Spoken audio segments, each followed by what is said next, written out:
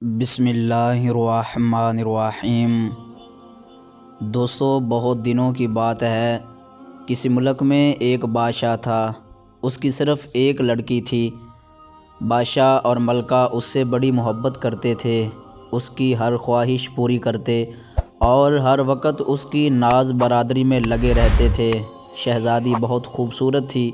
ایک دن وہ اپنے باغ میں ٹہل رہی تھی کہ یکا یک غائب ہو گئی۔ محل میں کوہرام مچ گیا، ملازم اور باندیوں میں ہلچل پڑ گئی۔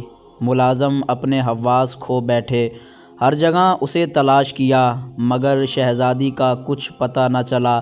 بادشاہ اور ملکہ کا مارے غم کے برا حال تھا۔ وہ ان کی اکلوتی اولاد تھی اور محل کی رونق تھی۔ ملکہ کو تو ایسے چپ لگ گئی تھی کہ وہ بت بن کر رہ گئی تھی۔ آخر بادشاہ نے ملک بھر میں اعلان کرا دیا کہ جو کوئی شہزادی کو ڈھونڈ کر لائے گا اس سے شہزادی کی شادی کر دی جائے گی۔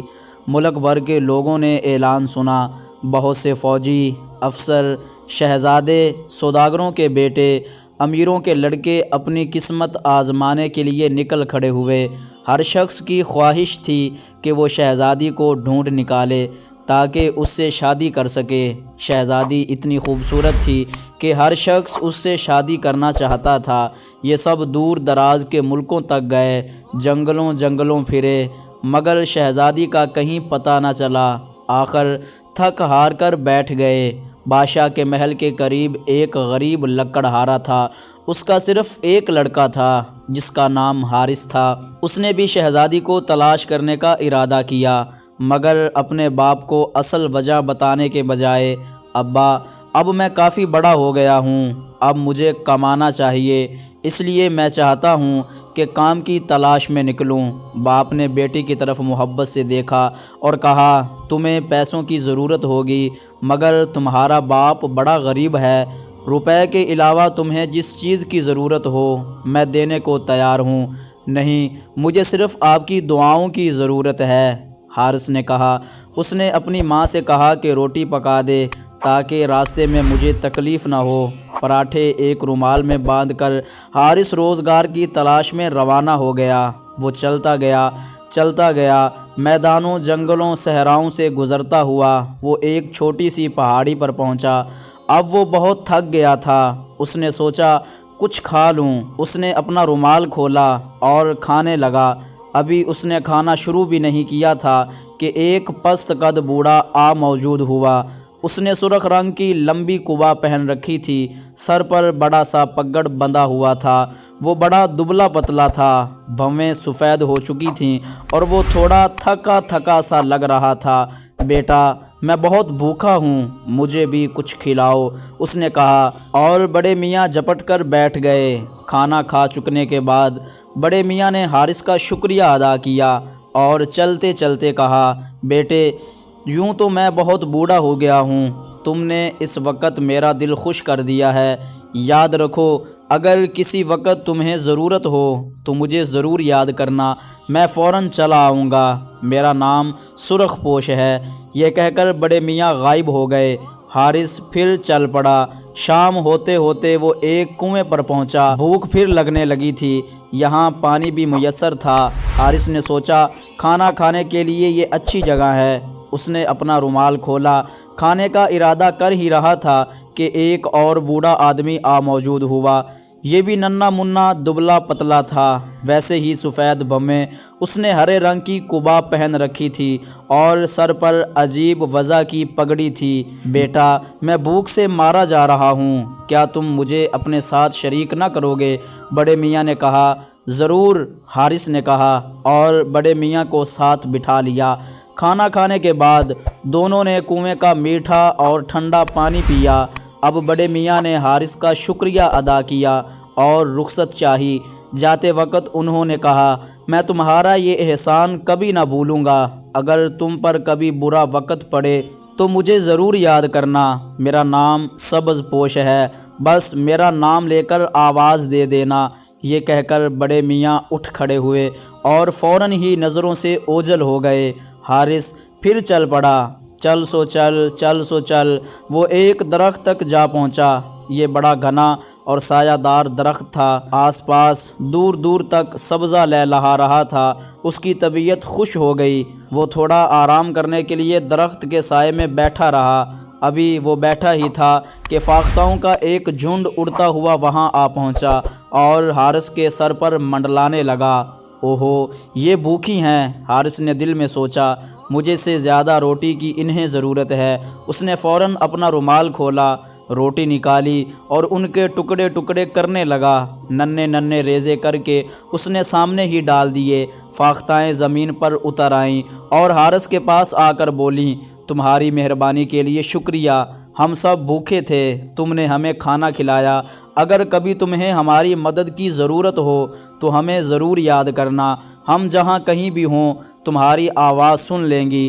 یہ کہہ کر فاختہ رخصت ہوئیں اور دوسری فاختاؤں کے ساتھ اڑ گئیں۔ اب شام ہونے کو تھی۔ حارث کو رات گزارنے کے لیے ایک ٹھکانے کی ضرورت تھی۔ وہ جلد کوئی ایسی جگہ ڈھونڈ لینا چاہتا تھا جہاں رات بسر کر سکے۔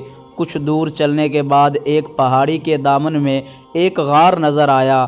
حارث نے اس میں نظر ڈالی، بہت وسیع غار تھا، اس میں درجنوں بھینسیں بندھی ہوئی تھیں۔ اس کے باوجود ایک اونچا سا قدرتی چبوترا تھا جس پر 3-4 آدمی آسانی سے سو سکتے تھے۔ اس نے سوچا ان بھینسوں کا رکھوالا بھی ہوگا، اس لیے رات یہیں گزارنا چاہیے۔ ابھی حارث بستر کر ہی رہا تھا کہ ایک عجیب سی عورت غار میں داخل ہو گئی۔ تم کون ہو اور یہاں کیا کر رہے ہو؟ جادوگر بڑھیا نے کہا، میں مسافر ہوں، بہت دور سے چل کر آیا ہوں، تھک کر چور ہو گیا ہوں اور رات یہاں گزارنا چاہتا ہوں۔ اگر کچھ حرج نہ ہو تو مجھے رات بھر یہاں رہ لینے دو۔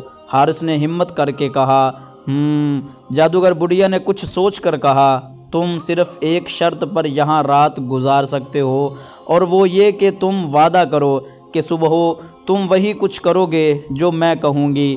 ہاں یہ ٹھیک ہے، میں وعدہ کرتا ہوں، حارث نے بغیر سوچے سمجھے کہا۔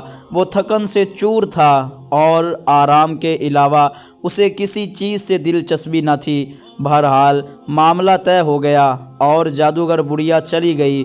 دوسری دن ابھی حارث جاگا ہی تھا کہ بڑھیا آدم کی اور بڑے تحکم سے بولی، یہاں سے جانے سے پہلے تمہیں ایک کام کرنا ہے، اس غار کو اچھی طرح صاف کر ڈالو، پھر بھینسوں کے آگے نیا چارہ ڈالو اور یہ سب کام میری واپسی تک کر ڈالو۔ اگر اس وقت تک کام ممکن نہ ہوا تو خیال رکھو میں تمہارا گلا گھونٹ ڈالوں گا۔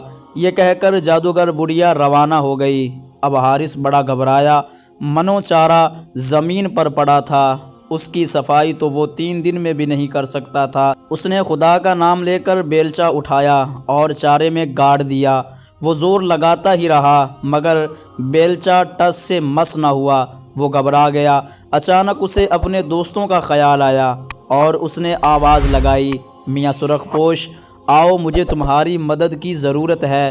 یکا یک اس نے دیکھا کہ سرخ لباس والے بڑے میاں سامنے کھڑے ہیں۔ انہوں نے حارث کو ایک طرف ہٹایا اور کہا، چلو بیلچے اپنا کام کرو۔ بڑے میاں کے منہ سے یہ الفاظ نکلنے ہی تھے کہ بیلچے نے اپنا کام شروع کر دیا۔ تمام پرانا چارہ ایک طرف کر کے نیا چارہ بھینسوں کے آگے ڈال دیا گیا۔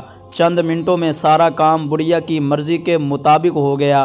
حارث نے سرخ پوش کا شکریہ ادا کیا اور بڑے میاں خوش روانہ ہو گئے۔ سرخ پوش کے جانے کی تھوڑی دیر بعد ہی بڑھیا بھی آ گئی۔ اس نے دیکھا کہ سب کام بڑے سلیقے سے کیا گیا ہے۔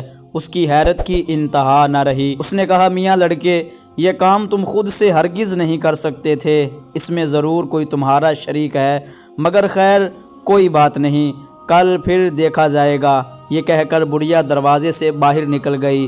دوسرے دن صبح بڑھیا پھر آئی اور اس نے حارث سے کہا، یہ میرا گدا ہے، اس میں پر بھرے ہوئے ہیں، ان پروں کو باہر میدان میں لے جا کر دھوپ دو، لیکن خیال رکھو اگر اس میں سے ایک بھی پر کم ہوا تو تمہاری خیر نہیں، تم اپنی جان سے ہاتھ دھو بیٹھو گے۔ یہ کہہ کر جادوگر بڑھیا پھر غائب ہو گئی۔ یہ بڑا مشکل کام تھا۔ حارث ہمت کر کے اٹھا، گدا باہر میدان میں لے جا کر رکھا، گدے کا منہ کھولا اور پروں کو دھوپ میں رکھ دیا۔ ابھی اس نے پروں کو ڈھیر کیا ہی تھا کہ ہوا کا جھونکا آیا اور پروں کو اڑا کے لے گیا، ایک بھی پر باقی نہ بچا۔ اب تو حارث بہت گھبرایا، یا الہی اب میں کیا کروں؟ اس برے وقت میں پھر اسے اپنے دوست یاد آئے، میاں سرخ پوش، بھائی سبز پوش، پیاری فاختاؤں، آؤ جلدی آؤ، مجھے تمہاری مدد کی ضرورت ہے۔ جیسے ہی حارث نے آواز لگائی، سرخ پوش، سبز پوش اور فاختائیں آ موجود ہوئیں۔ فاختاؤں نے بکھرے ہوئے پر چننا شروع کیے، وہ ایک ایک پر اٹھا لائیں۔ سبز پوش اور سرخ پوش نے انہیں گدے میں بھر دیا، پھر سبز پوش نے اس میں سے ایک پر نکال کر حارث کو دیا، اسے اپنے پاس رکھو، جب جادوگر بڑھیا کہے کہ اس میں سے ایک پر کم ہے تو یہ اس کے منہ پر مار دینا، سبز پوش نے کہا، اور پھر وہ سب غائب ہو گئے۔ شام کے قریب جادوگر بڑھیا واپس آئی، اس کا گدا بچھا ہوا تھا، وہ اس پر لوٹ پوٹ ہوتی رہی، ٹٹولتی رہی اور پھر بولی، میاں لڑکے، اس بار تم بچ کر نہیں جا سکتے، میں نے آخر تمہیں پکڑ ہی لیا، اس میں سے ایک پر کم ہے۔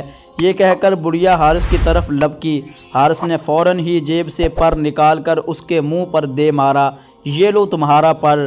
حارث بولا، پر بڑھیا کے منہ پر لگنا تھا کہ وہ الٹ گئی۔ تھوڑی دیر بعد میں اس کے حواس ٹھیک ہوئی تو بولی، میاں لڑکے، تم تنہا یہ کام ہرگز نہیں کر سکتے تھے، مگر خیر میں پھر دیکھوں گی، یہ کہہ کر اور غائب ہو گئی۔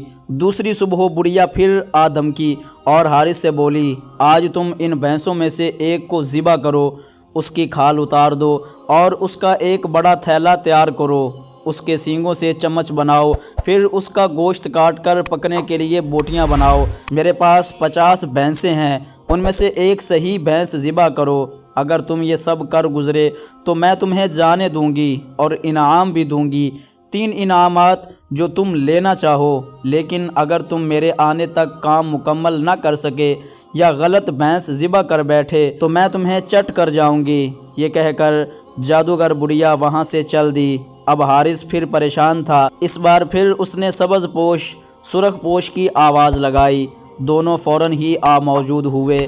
وہ اپنے ساتھ ایک موٹی تازی بھینس بھی لائے تھے، انہوں نے فوراً ہی اسے ذبح کیا اور چھوٹی چھوٹی بوٹیاں کر کے ڈھیر کر دیا۔ سبز پوش نے کھال اتار کر منٹوں میں تھیلا تیار کر دیا، سرخ پوش نے بھینس کی سینگوں سے چمچ تیار کر دیے، سب کچھ منٹوں میں تیار ہو گیا۔ حارث کی جان میں جان آئی، اس نے اطمینان کا سانس لیا۔ اب حارث نے انہیں بڑھیا کی شرط بتائی اور ان سے پوچھا، بتائیے میں بڑھیا سے کیا انعام طلب کروں؟ انہوں نے حارث سے کہا، اس بڑھیا سے کہنا مجھے 3 چیزیں دے دو، وہ جو تمہارے بستر پر ہیں، وہ باکس جو تمہاری مسیری کے نیچے ہے اور وہ جو تمہاری مسیری کے دیوار کے پیچھے ہے۔ یہ رائے دے کر دونوں غائب ہو گئے۔ جب بڑھیا غار میں پہنچی تو بڑی پریشان ہوئی، لڑکے تم یہ کسی دوسرے کی مدد کے بغیر ہرگز نہیں کر سکتے تھے، مگر مجبوری ہے، اچھا بولو تم کیا انعام چاہتے ہو؟ حارث بولا، وہ جو تمہارے بستر پر ہے، جو باکس میں تمہاری مسیری کے نیچے ہے اور وہ جو مسیری کے دیوار کے پیچھے ہے۔ حارث نے وہی جملہ دہرا دیا، اف لڑکے، یقیناً کوئی تمہاری پشت پر ہے، تم خود سے یہ انعام تجویز نہیں کر سکتے تھے، مگر کیا کروں، میں مجبور ہوں، تم نے میری جادو کی دھجیاں اڑا دی ہیں، میں تم سے وعدہ کر چکی ہوں، اس لیے اب تمہیں وہی کچھ دینا پڑے گا جو تم مانگتے ہو۔ یہ کہہ کر وہ اپنے کمرے میں گئی اور ایک دروازہ کھولا۔ اچانک ایک خوبصورت لڑکی دروازے سے باہر نکل آئی، یہ بادشاہ کی شہزادی تھی جو اپنے باغ میں ٹہلتے ہوئے غائب ہو گئی تھی۔ اب اس نے بستر کے نیچے سے ایک صندوق نکالا اور اس کا ڈھکن کھول دیا۔ یہ صندوق ہیرے جواہرات سے بھرا ہوا تھا۔ یہ بھی تمہارا ہے، بڑھیا نے بڑی مجبوری سے کہا، اور آخر میں اپنی مسیری کے پاس والی دیوار کا دروازہ کھول دیا۔ سامنے ایک خوبصورت بادبانی جہاز کھڑا تھا۔ بڑھیا نے کہا، یہ ایک طلسمی جہاز ہے، یہ بغیر کسی ملاح کے تمہیں اس مقام تک پہنچا سکتا ہے، بس اسے حکم دینے کی دیر ہوتی ہے۔ اب تم اپنے انعامات لو اور گھر کی راہ لو۔ حارث نے جواہرات کا صندوق اٹھایا، شہزادی کو ساتھ لیا اور جہاز پر سوار ہو گیا۔ صندوق کو ایک محفوظ جگہ پر رکھا، شہزادی کے لیٹنے بیٹھنے کے لیے مناسب بندوبست کیا اور پھر خود بھی بیٹھ گیا۔ یکا یک آسمان پر چند فاختائیں نمودار ہوئیں، یہ اس کی پرانی دوست تھیں۔ وہ جہاز پر منڈلاتی رہیں، انہوں نے کہا حارث جاؤ سدھارو، خدا تمہیں خوش رکھے۔ حارث نے دیکھا کہ ساحل پر سبز پوش اور سرخ پوش بھی موجود تھے اور چلا چلا کر اسے خدا حافظ کہہ رہے تھے۔ حارث کا جی بھر آیا، اس کی آنکھیں چھلک اٹھیں، کیسے دوست اس سے چھوٹ رہے تھے، مصیبت اور برے وقت میں کام آنے والے دوست۔ حارث جہاز میں روانہ ہوا اور اپنے شہر پہنچ گیا۔ بادشاہ اور ملکہ شہزادی کو دیکھ کر بہت خوش ہوئے۔ انہوں نے حارث کو محل میں ہی روک لیا۔ حارث نے کہا وہ صرف اس شرط پر محل میں رہ سکتا ہے کہ اس کے باپ کو بھی یہاں رہنے کی جگہ دی جائے۔ بادشاہ فوراً راضی ہو گیا۔ چنانچہ حارث کا باپ بھی محل میں ہی رہنے لگا۔ بادشاہ نے حارث کی شادی شہزادی سے کر دی اور وہ سب ہنسی خوشی زندگی گزارنے لگے۔ دوستو امید ہے آپ کو ویڈیو پسند آئی ہوگی۔ اگر ویڈیو پسند آئی ہو تو ویڈیو کو لائک کیجئے، چینل کو سبسکرائب کیجئے اور اپنے دوستوں کے ساتھ شیئر ضرور کیجئے۔ شکریہ۔